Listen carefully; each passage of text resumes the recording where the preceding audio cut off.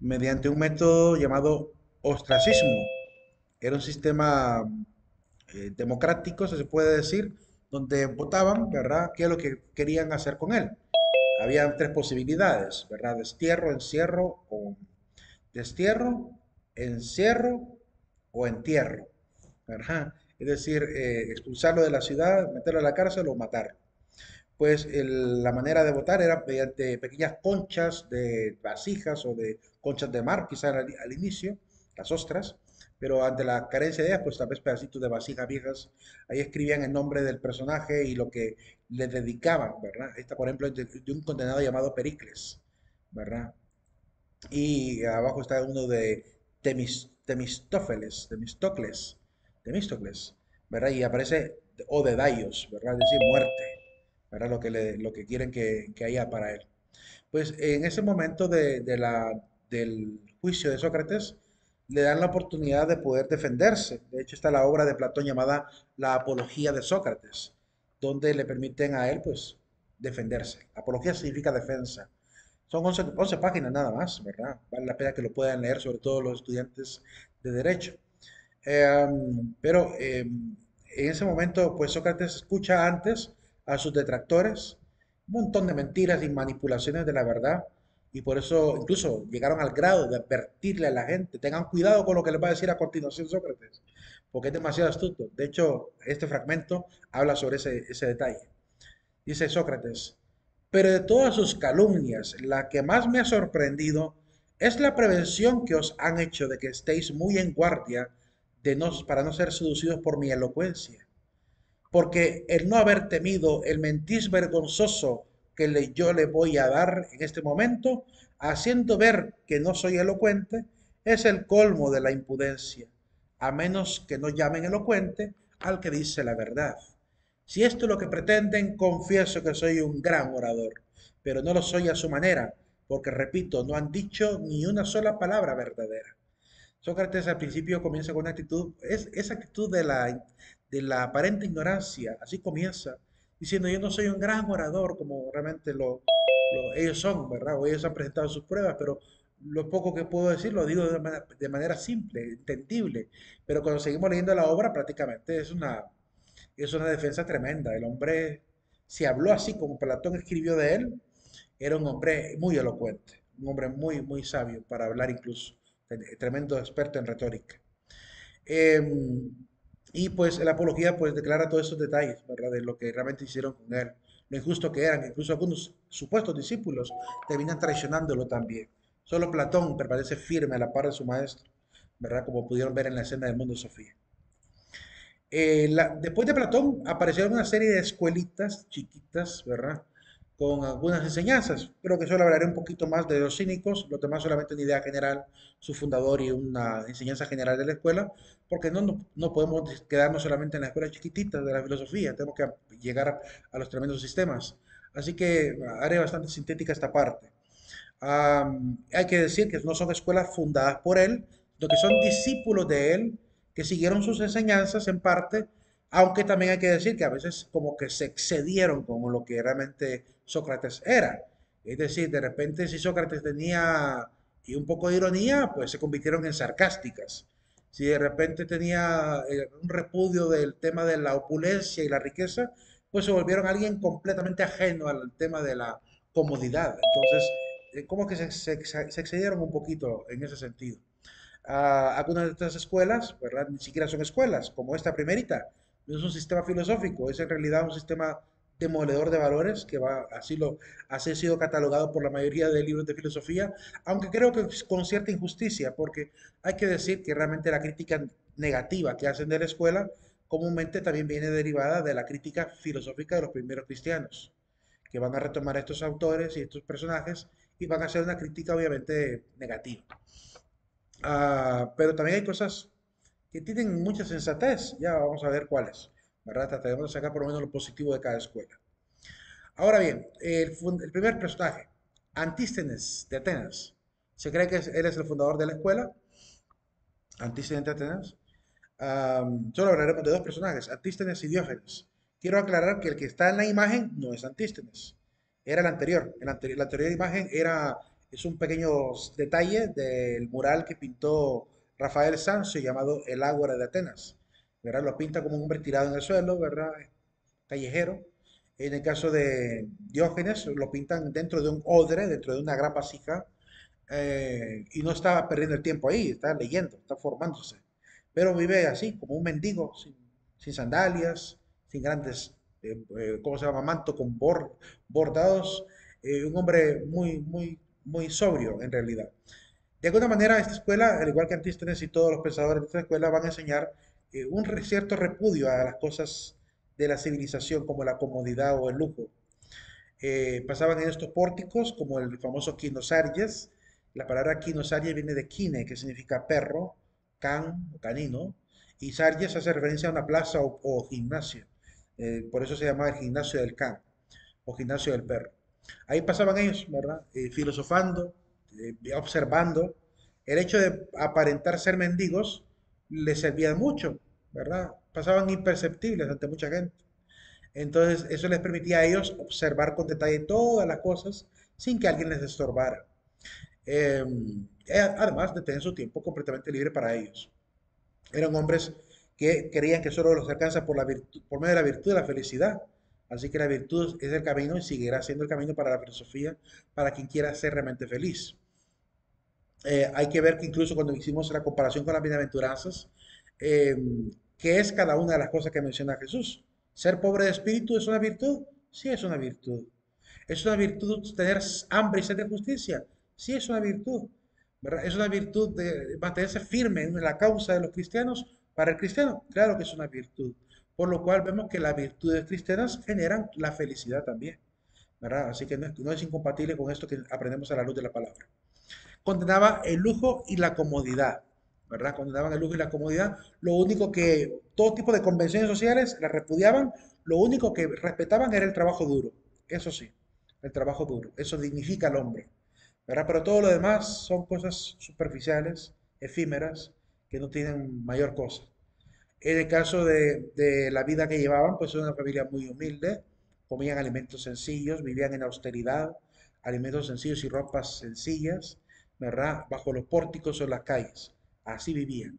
Una vida como de perros, de callejera. A grado que si de repente les regalaban un pedazo de carne sin cocer, se la comían así, porque no tenían ni cocina para cocinar. Ahí vivían en las calles, ¿verdad? Y pasaban filosofando todo el tiempo. Eh, Además de este personaje, está también Diógenes, Diógenes de Sinope. A él es el que representan rodeado de perros con una lámpara encendida en pleno día. Ya les platico la anécdota de la lámpara, porque era encendida en pleno día. Y metido en ese odre, muy desnudo, ¿verdad? Bastante desnudo, solo un pañito apenas cubriéndole su vergüenza de repente. Y en este sentido, pues los grandes filósofos como el mismo Sócrates, ¿verdad? Lograban ver y de alguna manera admiraban ese grado de esfuerzo que tenían por cumplir esa sobriedad de vida. Am, este personaje, ¿verdad? Se burlaba de los seres humanos que invertían demasiado tiempo en las cosas tan superficiales como leer las tristezas o barbaridades que le ocurrían a Odiseo, ¿verdad? Mientras que descuidaban sus propios sufrimientos, sus propias preocupaciones. Eso pasa hoy en día. Hoy en día hay gente que está más pendiente de la vida de Messi, de la vida de Ronaldo, de la vida de, no sé, de los BTS, de la vida de cualquier personaje público, ¿verdad? Que de sus propias cosas, ¿verdad? Hay jóvenes que tanto tiempo, le invierten tanto tiempo a las redes sociales, a estar ahí viendo videos, ¿verdad? A veces tontos y sin sentido, a veces cosas divertidas también, a veces cosas curiosas también, pero su cuarto es un desorden, desordenado por completo, ¿verdad? Porque no les queda ni tiempo para ordenar lo básico de su casa, para vivir ordenadamente, a veces chiquero, ¿verdad? Entonces, quiere decir que a veces hay cosas importantes que estamos olvidando. Hay jóvenes que pasan tan entusiasmados por hacer amigos en las redes sociales con gente extraña de otros países y no son ni siquiera capaces de establecer un diálogo ameno con sus propios papás, ¿verdad? No logran ni hablar con sus propios hermanos o primos. Ay, pero pasan ahí en las redes sociales queriendo aparentar ser extrovertidos en el diálogo, cuando en la casa no pueden ni siquiera hablar con sensatez. Entonces, es un acto es una tremenda hipocresía, creo yo, pasar preocupado por la vida de los demás y no preocuparse por lo propio. arruina realmente la vida de familia, arruina la vida de entre padres e hijos, ¿verdad? Y nos distrae, dice Pepe Mujica, expresidente de Uruguay, estaba en la cumbre de Río de Janeiro, creo que en 2001 o 2011, no recuerdo muy bien, pero estaba en Río de Janeiro, en esa cumbre sobre el clima. Y hablando de las cosas tan absurdas que hacemos los seres humanos, hablaba, por ejemplo, de aquellos seres humanos que están afanados por adquirir dinero, dinero, dinero, y por adquirir autos y cosas por el estilo. Y él pone una pregunta, dice, permítasenos reflexionar sobre esto que nos entraña a todos. ¿Qué es lo que realmente pretendemos? ¿Qué pasaría si en este mundo la gente, guiado por lo efímero y la búsqueda de lo superfluo, pasara a querer tener todo mundo automóvil? ¿Verdad? Imagínense, por ejemplo, la población de la India, cada ciudadano de la India con un automóvil. ¿Qué pasará con el mundo? Se nos está yendo la naturaleza, estamos desperdiciando los recursos, ¿verdad? Por andar persiguiendo sueños efímeros. Y hace una crítica aún más cercana a la persona. Dice también, cuando alguien de repente se esfuerza mucho por trabajar, tener trabajo y comprar a veces lo inútil, eso que compró, lo inútil, ¿verdad? Que malgastó, como la gente que pasa comprando diamantes en juegos de video, como la gente que pasa de repente, no sé, tantas cosas que a veces malgastamos. Y para lo básico si no tenemos dinero. Si viene catedrático y les dice, compren el libro de la clase, no hay pisto. Pero que no vaya a faltar comprar el paquete de diamantes, ahí sí, 10, 15, $20 fácilmente en diamantitos. Para comprar cosas que son nada, que es nada, que cuando se acabe la empresa, si es que algún día se acaba, y cuando tú te aburres, ahí se quedó, en nada, ¿verdad? Todo el dinero que se te fue de las manos y que podías perfectamente haber invertido en algo más útil, ¿verdad? O ayudar a alguien necesitado que realmente ocupaba ese dinero para algo realmente importante para su vida, como sobrevivir. Entonces, a veces hacemos cosas tan absurdas en la cotidianidad y por eso dice Pepe Mujica, cuando malgastamos ese dinero en cosas inútiles, no estamos malgastando realmente el dinero, estamos malgastando la vida, porque para obtener ese dinero se ocupa vida, la vida es la que se nos va, estamos desperdiciando la vida. Imagínense qué gran proeza la nuestra, haber sido el espermatozoide que pudo fecundar el óvulo para venir a ocupar un espacio como si fuéramos un bulto, como si fuéramos ganado, que nos esquilan y nos trasquilan con esas cuentas de los videojuegos, por ejemplo. Yo creo que hay estas cosas que tenemos que controlar, porque realmente es tan efímero, ¿verdad? Y hay cosas más importantes que las estamos realmente olvidando. En este sentido, era muy irónico, todos los filósofos cínicos eran muy irónicos, sarcásticos muchos incluso, al grado que cuando le preguntaban en qué eres hábil, él respondía siempre de manera irónica, en mandar. Yo soy bueno para mandar. Fíjense que un comediante español, también haciendo alusión a esto, en una ocasión pregunta a la gente del público, ¿qué estudias? Por decir algo, ingeniería. Ingeniería.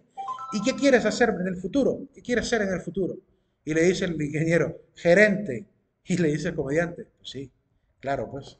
O sea, yo me imagino tu primer día de que llegas a la empresa y te preguntan, ¿y usted en qué es bueno después de graduarse? Pues yo soy bueno para mandar. Perfecto, gerente. Gerente de un solo. Hay gente que tiene mucha ensoñación a veces, que no tiene los pies puestos sobre la tierra. Pero en este caso Diógenes sí los tenía bien puestos sobre la tierra, lo único que usaba la ironía. Diógenes andaba por la luz durante el día con la lámpara encendida gritando, busco hombres honestos, y lo hacía en medio de las plazas como una especie de performance, ¿verdad? Para tirarle en la cara a la gente la crítica de que todos los que estaban alrededor no eran honestos. ¿Por qué se atrevía a hacer esa crítica? Porque diríamos, en su disfraz de mendigo, porque yo así lo veo, es como un disfraz inteligente de mendigo. Me siento en la calle como un mendigo andrajoso, pero a observar cómo se comporta la gente. Llegó a un nivel de comprensión de la sociedad tan claro, ¿verdad? Que vio al comerciante estafando, a los ladrones confabulando, a la mujerzuela engañando al marido, al hombrezuelo también engañando a su mujer, eh, y ver toda esa hipocresía pública que había, al hombre no le quedó la menor duda que todos los que estaban alrededor eran unos hipócritas, eran unos farsantes, eran unos deshonestos. Y por eso este tipo de personajes llegaban a sentir tanto repudio por la sociedad, porque realmente era una cuestión de hipocresía tremenda. Yo creo que no estamos lejos de estar en una realidad parecida hoy en día. ¿verdad? Hay demasiada hipocresía, demasiada banalidad, demasiada falta de ética, ¿verdad? Hemos perdido la ética hoy en día. Hay cosas que se alaban hoy en día y que se cae el nivel de la deshonestidad tremenda. Yo les decía a las de la mañana, por ejemplo, poniendo un ejemplo de aquí de Honduras, como incluso un periódico como La Prensa o el Heraldo, en vez de compartir noticias, vaya, qué bueno fuera que exaltaran a la gente noble de este país, a la gente que es paradigma de empresario, es paradigma de emprendedor, que eso exaltaran para ayudar a la cultura un poquito. No, a la que exaltan es aquella que se abrió en OnlyFans, ¿verdad? Y ahí sacan a estas chicas que se hacen famosas con sus bailes y sus cosas y después abren su cuenta de OnlyFans. Y eso es lo que promocionan en los medios de comunicación. Miraba yo el video de una niña, de una fiesta infantil, donde una supuesta, ¿cómo se llama? Imitadora de Karol G, ¿verdad? Cantando ahí esa canción de Karol G. Y una niña como de 7 añitos empieza a hacer twerking en el suelo. Y yo me quedo así. Y la gente que criticaba el video dice, en mis tiempos bailábamos cepillín, en mis tiempos bailábamos cri-cri, ¿verdad? Y estos niños bailan haciendo twerking. Y después se quejan porque hay demasiada depravación en el mundo. Las mismas mujeres que apoyan todo este tipo de fiestas son las que al final terminan haciendo el ridículo en las calles, quejándose por la violación de las mujeres, ¿verdad? Algunas de ellas que se ríen, que dicen, ay, qué bonita como baila, ¿verdad? Después salen a las calles a bailar, a hacer cosas absurdas, creyendo que con eso van a cambiar la historia, cuando se cambia en la cultura cotidiana. Ese tipo de falta de eticidad vemos socialmente. ¿Qué se puede esperar de un país como el nuestro, que está alienado por completo por culpa de los medios de comunicación predominantes de este país?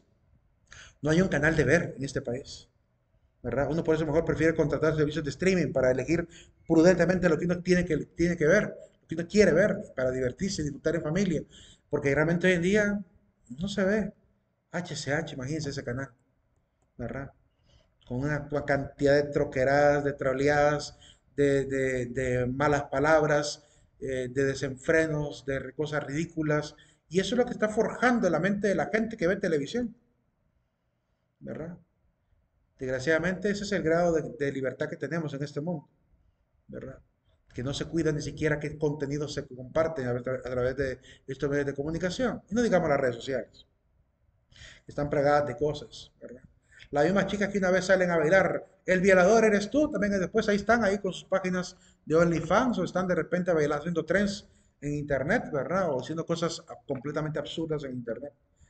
Eh, ¿Cuál es la coherencia de todo eso? Entonces, llega un punto en que los mismos filósofos llegamos a un grado de impotencia y desesperación por el futuro de la humanidad. Cuando vemos toda esa situación tan descarriada, tan perdida, de lo que llamábamos la ética y la virtud. Diógenes era un hombre que se daba a respetar, y hay una anécdota muy interesante de él. Tiene que ver con Alejandro Magno. Alejandro Magno llegó donde él, ¿verdad? Y se presentó como si para los que no, de repente no han leído sobre Alejandro, Alejandro es un gran conquistador y dominó toda la parte de lo que sería el reino de Macedonia, Grecia, toda la parte de la península de Anatolia, lo que actualmente es Turquía, Estambul, toda la parte de Palestina, el norte de África, hasta la parte de Persia y llegó hasta la frontera de la India. Dominó todas esas regiones, fundando grandes ciudades también, las famosas Alejandrías, como la Alejandría de Egipto, ¿verdad? Que fue cuna de grandes filósofos, matemáticos, geómetras, astrónomos, ¿verdad? La famosa biblioteca estaba ahí también, la de Alejandría. Así que llevó prácticamente la cultura griega a estos pueblos también, ¿verdad? Civilizarlos un poco. No fue un tirano como muchos de repente quisieran hacerlo creer, pero no, fue un hombre bastante buen político porque tenía una particularidad que ya les voy a comentar. Alejandro, pues con todo su séquito de gente que estaba ahí rodeándolo, llega con su coraza de oro, su yelmo de oro, y se acerca al señor Diógenes y le dice, yo soy Alejandro Magno, ¿verdad? Cualquier gente que vea al emperador en aquel momento seguramente habría corrido y se hubiera levantado a besarle los pies y decir, oh, ese emperador, gracias por venir aquí, ¿verdad? Bienvenido sea, ¿verdad? Los complacientes harían todo eso, los que andan ahí como boas, ¿verdad? Velando por su propio beneficio personal, individual. Pero Diógenes no hizo eso. Diógenes le responde de la misma manera. Y yo, Diógenes, el cínico, le dice Diógenes. O sea, se puso al tú por tú. O sea, prácticamente le dijo, a mí no me vas a impresionar con que seas Alejandro Magno. Sé quién eres. Pero para mí eres un simple ser humano, ¿verdad? Tus títulos no son nada para mí. Así que no me amedrenta, de alguna manera no me acobarda, ¿verdad? Estar ante el emperador, ¿verdad? Es un simple ser humano. Los títulos nobiliarios para ellos valían nada. Lo que importaba era la persona. Entonces, en este caso, viene el señor Alejandro, aún con esa respuesta, se preocupa al verlo tan harapiento, ¿verdad? Semidesnudo, viviendo en esa situación, ¿verdad? De la calle, y le dice Alejandro Magno, tratando de ayudarle, ¿de qué modo puedo servirte? Y Diógenes, que estaba leyendo, ¿verdad? En ese odre, como siempre pasaba leyendo, y que tiene Alejandro Magno parado ahí frente a él, le dice, ¿puedes apartarte para no quitarme la luz del sol? Cualquiera de los que estaban alrededor de Alejandro seguramente habrían deseado matar a Diógenes. ¿Cómo se atreve a hablarle así al emperador? ¿Verdad? Qué insolente este tipo. ¿Verdad? Pero Diógenes le dijo lo que le pidió. ¿De qué manera puedo servirte? Quítate del sol. Me estás tapando el sol. No, prácticamente le está diciendo, no me puedes dar más de lo que realmente necesito. Lo único que necesito ya es gratis. No necesito aquí rendirle culto a nadie para realmente tener lo que necesito en mi vida. Porque vivía tan sobrio que solo ocupaba lo necesario para vivir. Entonces no se dejó amedrentar en ningún momento, ni tampoco se rebajó como persona, ¿verdad? Tampoco fue insolente, porque no lo insultó, no lo insultó. Le dijo las cosas como tenía que ser, ordenadamente y con la verdad. Y Alejandro, en vez de enojarse, ¿verdad? Alejandro no se enojó, probablemente, porque por lo que dice anterior, después diría que no se enojó. Y entiendo por qué no se enojó, porque Alejandro no es cualquier político. Alejandro fue un político formado por el más grande filósofo de la historia antigua, Aristóteles. Entonces, obviamente, era un hombre bien formado en temas de política y filosofía. Su padre, ¿cómo se llama? Filipo II de Macedonia, lo puso a cargo desde joven, ¿verdad? A señor Aristóteles como tutor. Hay que recordar quién es Aristóteles, ¿verdad? El gran precursor de la política ateniense, el que escritor de la Constitución de Atenas. Y como gran consejero del reino de Alejandro también, evidentemente, él le enseñó mucha prudencia, una de las virtudes importantes para el mandatario. Y eso lo aprendió el señor Platón. Ahora bien, ¿qué dijo el señor Alejandro al irse? Bueno, un hombre sensato como él, ¿verdad? Que no se dejaba, no era un hombre tirano, ¿verdad? Se alejó y le dijo a la gente que iba con él, si yo no fuera Alejandro, quisiera ser Diógenes. Imagínense un hombre lleno de riqueza, de opulencia, de fama, de poder, llegar a desear ser como ese mendigo que estaba en la calle. ¿Qué es lo que realmente Alejandro quiso comunicar con esto? Bueno, que el grado de dignidad que tenía Diógenes sobrepasaba en gran medida a su propia dignidad como emperador. ¿Y qué manera más digna de ser que como Diógenes, que no se amedrenta ante nadie, un hombre valiente, un hombre que tiene conciencia de quién es, valor de sí mismo, ¿verdad?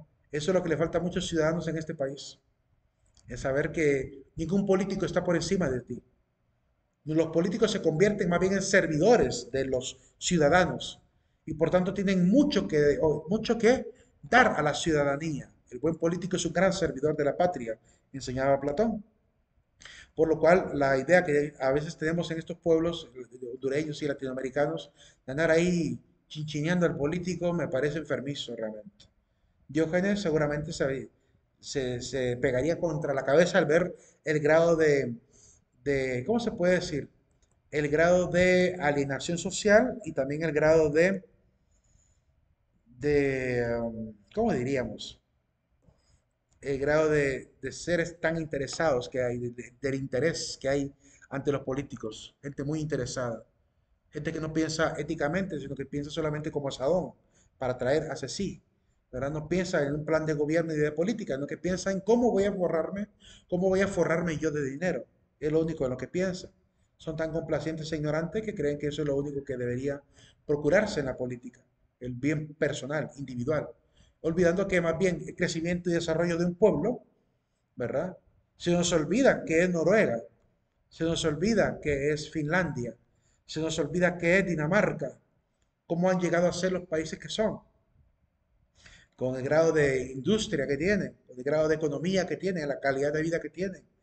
¿Por qué? Porque allá no andan chinchineando al político como hacen acá. Allá el pueblo sigue así que los políticos hagan lo que tienen que hacer. Y los políticos saben su responsabilidad y lo tratan de cumplir. Porque para ellos tiene más honor ganarse al pueblo siendo un buen político que ganarse el dinero del pueblo y ser repudiado después. Ellos prefieren morir siendo famosos por ser buenos políticos. Tienen otra mentalidad que la del latinoamericano. Por lo cual quieren pasar a la historia como buenos políticos, muchos de ellos. No, no, siempre hay excepciones, pero la mayoría de los políticos que han tenido en estos países han sido políticos de mucho honor. Han tenido honor, cosa que muchos políticos de aquí no tienen. No tienen honor. Ni los políticos ni los militares. Por eso tenemos el tipo de política y tipo de militares que tenemos en este país. Entonces, aprendamos esa dignidad. El ciudadano debe reconocer su dignidad. No puede andar ahí, como digo, de alcahuete de los corruptos, como pasa en este país, ¿verdad? Complaciente, ¿verdad? Siendo alguien, ¿cómo se llama? Entregándose a la propia vida por estos políticos que después no devuelven absolutamente nada, ni siquiera oportunidad laboral. Entendamos, despertamos, tenemos que despertar de ese sueño, ¿verdad? Que tenemos a veces por ese tipo de políticas para crecer. La siguiente escuela, muy breve, mucho más breve que los cívicos, fundada por Aristipo de Cirene, entiendo que Cirene está cerca de África, por el lado de Egipto, cercano a Egipto, tiene cerca entre Palestina y Egipto aproximadamente. Y según lo que entiendo, por lo que he leído, pero no he visto el mapa todavía, dónde está Cirene. En todo caso es irrelevante. Pero de ahí es Cirene. Quiero ver si lo encuentro rápidamente para salir de la duda. A mí no me gusta quedarme con la duda. Cirene. Está ubicado al norte de Egipto, ¿verdad? Cirene está ubicado en las islas, es una isla al norte de Libia, ¿verdad? De la región de Libia, cerca de la par de Egipto. Ahí está Cirene, ¿verdad? Según el mapa que ahí está, ahí. Así que es un lugar muy conocido, incluso desde el Antiguo. En el el Nuevo Testamento se menciona un personaje que es de Cirene. Lo que enseñaban estos filósofos era que había que buscar el máximo placer, ¿verdad? Y evitar el mayor, el menor, no, ¿cómo se llama? Alcanzar el máximo placer y evitar el menor dolor. Es lo que enseñan. Por tanto, son una escuela hedonista. La palabra hedoné significa placer en griego. Por tanto, enseñaban el placer. Máximo placer, menor dolor. Para ellos, el menor dolor era como, ¿cómo se puede decir? Era como su medida, era como su manera de mantenerse en el grado de la eticidad, en el grado de la normalidad. Por ejemplo, en el tema de la bebida, beber o no beber, pues dirían los cínicos, ¿verdad? Pues beber, pero con una medida, de tal manera que no te produzca el malestar siguiente. Porque si, digamos, con tú una copa de vino, solo te sentiste bien y te relajaste y te ayudó a la flora intestinal, no tiene mayor cosa, ni problema. Pero si después de la segunda copa, tercera copa, ves que al siguiente día te produce jaqueca, te produce la famosa cruda, evidentemente ahí te produciste un dolor. Y al producir dolor, obviamente tienes que regular esa cantidad y decir, ya no vuelvo a tomar porque al siguiente día me sentí muy mal. Entonces, alguien que sabe que una cantidad produce mal en tu organismo, pues lo limita y dice, voy a bajarle. Ahora voy a probar con, ya no dos, sino con una y media. Y si con una y media todavía me pega, pues me quedo solo con una, ¿verdad? Disfruto del placer de tomar vino sin caer en el vicio y tampoco en dañar mi organismo. Porque también hay que recordar que el nivel de alcohol en la sangre tiene cierto grado de tolerancia, ¿verdad? Y hay un punto en el que el cuerpo ya no puede procesar el alcohol y se quedan las arterias, destruyendo todas las arterias, destruyendo toda la parte intestinal, destruyendo toda la parte de las paredes del esófago y laringe, que puede llegar a producir llagas, cáncer, cirrosis.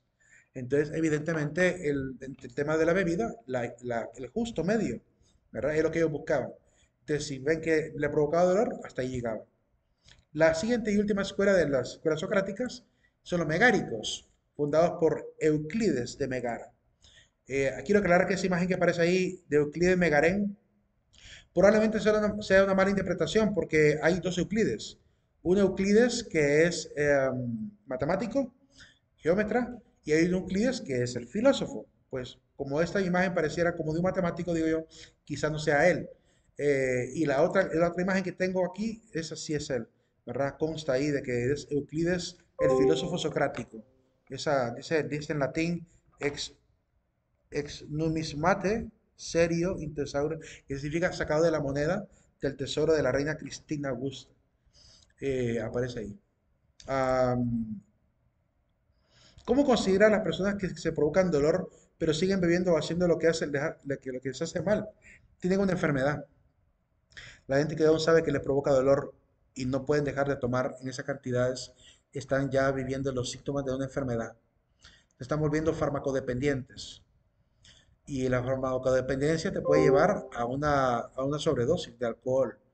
Por eso es que no solamente está el problema de los grados de alcohol en la sangre. Se dice que alrededor de un 5% de alcohol en la sangre te produce sensación de bienestar. Alrededor de un 10% te produce de repente una pequeña somnolencia y mareo. Cuando llegas a un 15%, pierdes la activación de la cautela, es decir, adquieres pérdida de la cautela, que es la capacidad de ser prudente con lo que haces o dices o cómo te mueves. Luego, con un 20% de alcohol en la sangre, se te produce un daño, no severo, pero inmediato de la capacidad psicomotriz, al punto que te empiezas a tambalear, te tienes que agarrar de la pared para ir al baño de repente. Y cuando pasas del 25% de alcohol en la sangre, eso puede producir un desmayo, es decir, se duerme la persona, entra en un estado de anestesia. Pasado del 25% al 30%, una persona podría llegar a producir en el organismo un paro respiratorio y por tanto la muerte por asfixia. Es decir, no solamente tiene que ver con el tema de si me emborracho o no, es que hay un límite de tolerancia que produce a corto plazo, no estamos hablando a largo plazo, a corto plazo, y eso que no hemos hablado de lo que produce a largo plazo. A largo plazo, por ejemplo, alguien que se alcoholiza constantemente va a producir daño del esófago, de la laringe, del páncreas, del hígado, de los riñones, producirá inflamación de arterias, producirá retención de líquidos, producirá probablemente, correrá el peligro de padecer cirrosis. Además que dañará todas sus relaciones familiares, sus relaciones de verdaderos amigos. Golpeará quizás a sus hijos, maltratará a su esposa. Hasta socialmente hablando, será irresponsable en el volante. Podrá matar a gente quizás en el volante. Entonces, es un problema, es una neurotoxina. Sí, toda droga es una neurotoxina. Porque realmente te hace perder completamente la capacidad cerebral para tomar decisiones coherentes. Te vuelve alguien que puede tener o somnolencia, por eso hay drogas llamadas depresoras, y drogas que te cambian la realidad, las alucinógenas. Tenemos también drogas que te estimulan tanto la actividad que entras en estado de euforia.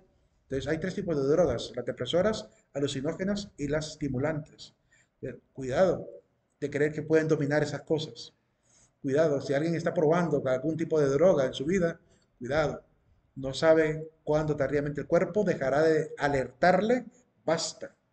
Creen que quizá lo podrán dominar, no se puede dominar, no se puede dominar.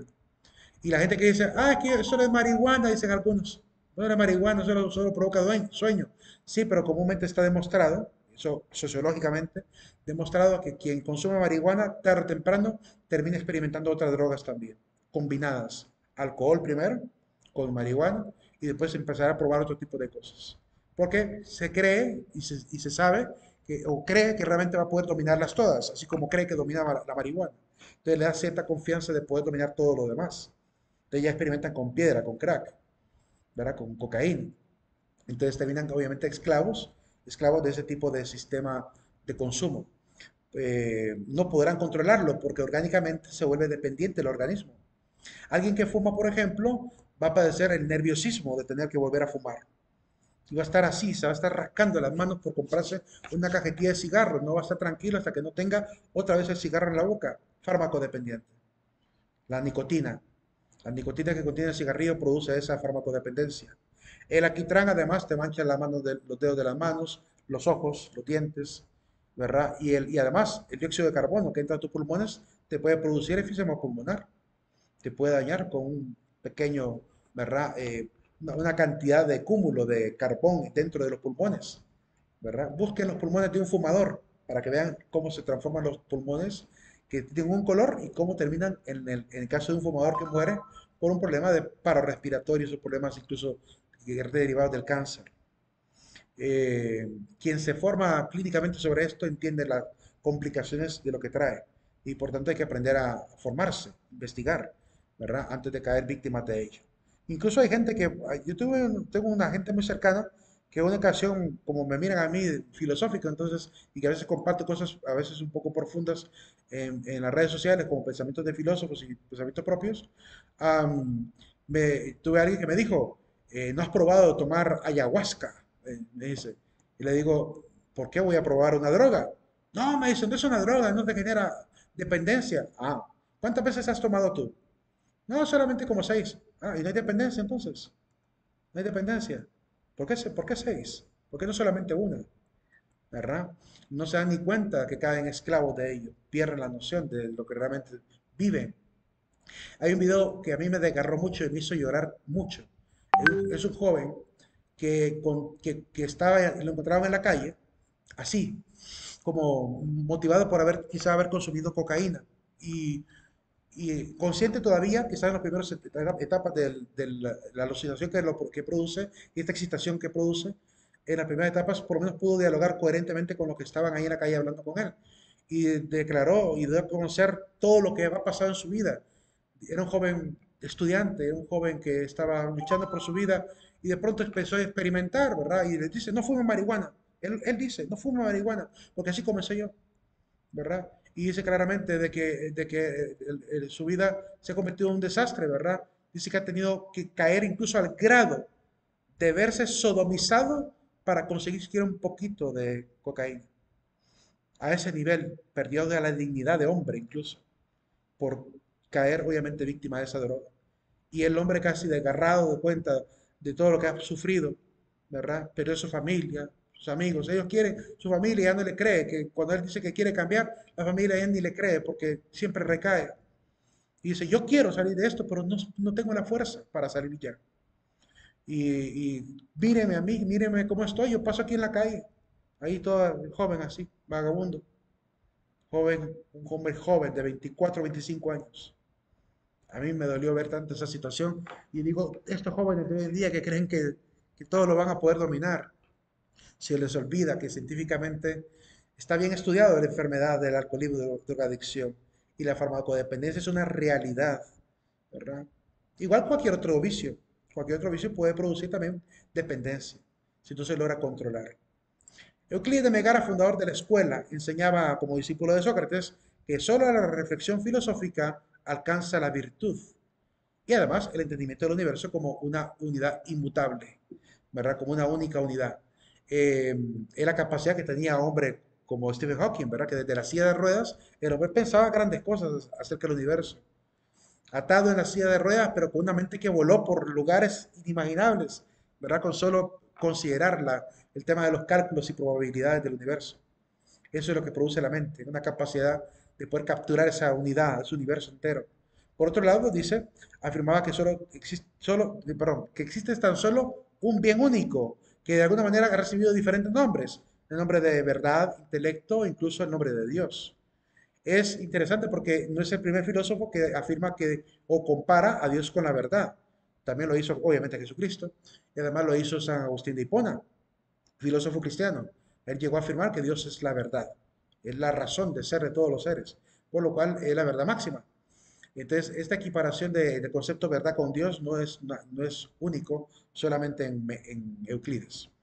Y era experto en sofismas. Los sofismas, evidentemente, habíamos definido que son estratagemas que intentan mentir sobre la realidad. Y pues hay un estratagema de él muy famoso que se llama el de Epiménides, el cretense. Se llama la paradoja del mentiroso. Es muy breve, muy chiquitita, ¿verdad? Pero que pone en jaque el intelecto si se trata de analizar cuál es la respuesta correcta. La paradoja del mentiroso o de Epiménides dice, Epiménides, el cretense, dice, todos los cretenses son mentirosos. Pregunta, ¿miente Epiménides o dice la verdad? Si yo digo que Epiménides miente, ¿verdad? Si está mintiendo de que todos los cretenses son mentirosos y él mintió porque es cretense, pues básicamente dijo una verdad. Entonces, a eso vuelve una contradicción. Y si digo que está diciendo una verdad, de que él dice que es verdadero, la frase que él ha dicho, él es cretense y por tanto él dice que los cretenses son mentirosos. Pero si dijo verdad, él no tendría que estar diciendo una verdad, sino una mentira. Entonces se vuelve una paradoja que pone obviamente en jaque al intelecto. Pero como habíamos dicho anteriormente, no tiene mayor utilidad que un juego de mente nada más para poderse quizá debatir a veces cosas infructuosas, cosas innecesarias. Pero esa capacidad de retórica implica que tiene también mucha astucia. Es que también hay que ver que detrás de una paradoja hay astucia en el planteamiento de la paradoja. Y esa es quizá lo único que podemos rescatar de ellos, que eran personas muy, muy astutas para poder plantear este tipo de retos. Ahora bien, salimos de las escuelas socráticas para hablar de Platón. ¿Cómo estamos de tiempo? 8 minutos todavía. Sí lo comenzamos. Sí lo comenzamos. Veamos a Platón. Lo primero que tengo que decir de Platón es que no se llama Platón, se llama Aristócles. El nombre de él es Aristócles Platón. Platón es un apodo que le puso su maestro Sócrates. Sócrates, al ver a Platón así, chaparro, ancho de espaldas, como dicen algunos libros que hablan de la fisonomía de Platón, era un hombre plano, dice de espaldas, pues le dijo, pues el plano, ¿verdad? Seguramente hasta desnalgado, diríamos hoy en día, ¿verdad? Un hombre plano completamente, y por eso chaparrito y espaldudo, el Platón le puso de apodo. Miren que los maestros de la antigüedad tenían esa costumbre. Bueno, el mismo Jesucristo lo hizo. Jesucristo a los dos discípulos, Santiago y Juan, les puso un apodo. Le llamó los Boanerges, los hijos del trueno, quizá por bulliciosos, quizá por impetuosos. Y de hecho se nota en el Evangelio que eran impetuosos. Llegó la misma mamá, que seguramente ahí podemos incluso adivinar que genéticamente tienen esa actitud impetuosa por la mamá.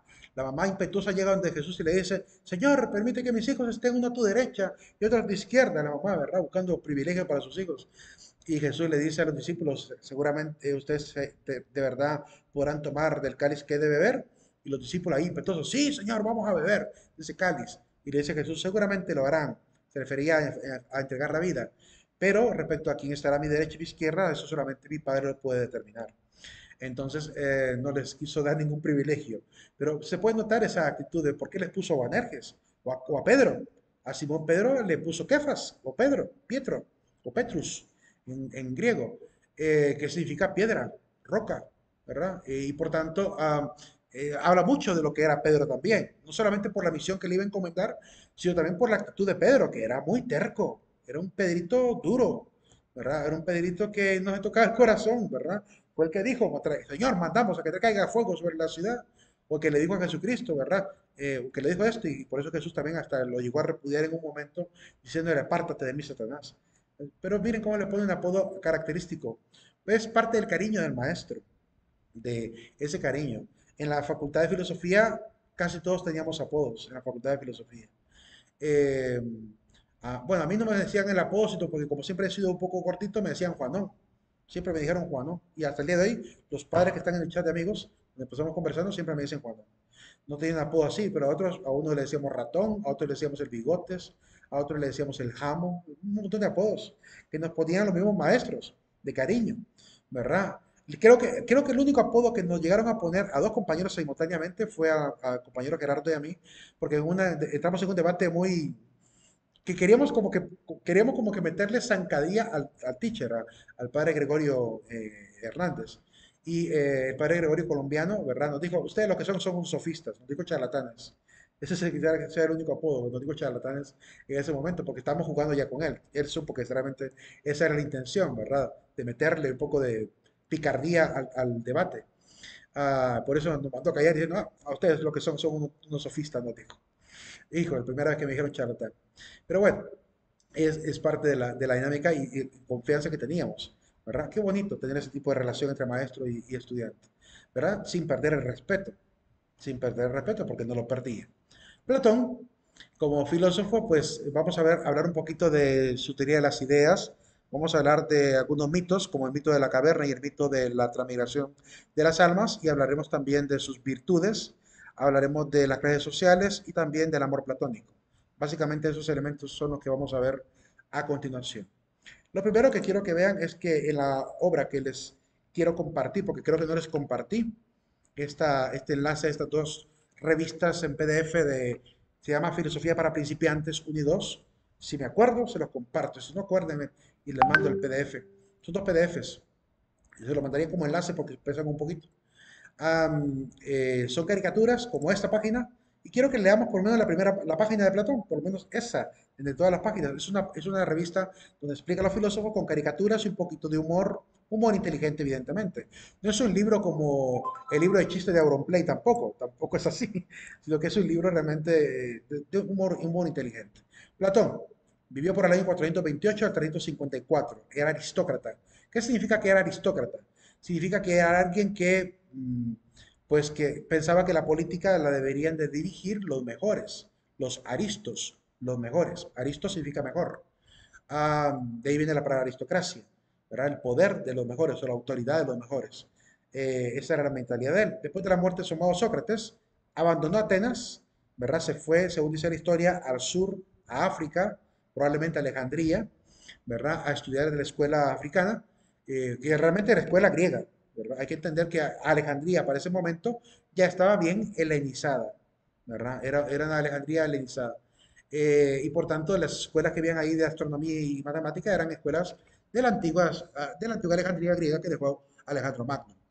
Pues se formó ahí, ¿verdad? Y después volvió a Atenas para fundar la academia. Miren la primera frase que aparece debajo, ahí en el pórtico mejor dicho, en el friso, encima de las columnas de ese nombre de academia. Nadie que ignore la geometría puede entrar aquí porque ese era el requisito. Por eso los de la sabiduría barata decían, no durará, se va a quedar sin clientes, ¿verdad? Porque creían que era demasiado requisito. Sin embargo, pues no era tan mal requisito, porque fíjense que hubo estudiantes que duraron ahí hasta 20 años. O sea, ¿se imaginan ustedes estar en una universidad por 20 años? Si 4 años les parece pesado, no digamos 20. Pero hubo filósofos que lo hizo. ¿Adivinen quién? ¿Quién duraría 20 años en la academia? Su discípulo predilecto, gran filósofo también, que llegaría a superarlo incluso en conocimiento.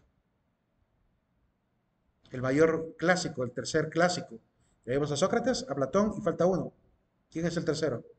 Pitágoras. No, Aristóteles. Listo, ok. Aristóteles. Él es el tercer gran clásico.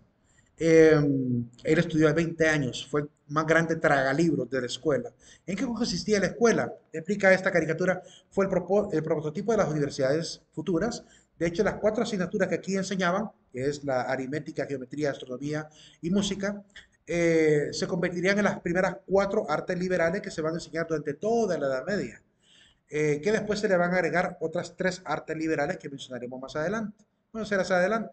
Retórica, gramática y dialéctica, ¿verdad? Retórica, gramática y dialéctica. Entonces, por lo menos estas primeras 4 se las enseñaban ahí en la academia. Ahí nos vamos a quedar, jóvenes. Nos vemos el día de mañana. Pasen un excelente día. Entonces, bien, Nos descansen. vemos. Nos Tenga vemos. buen día.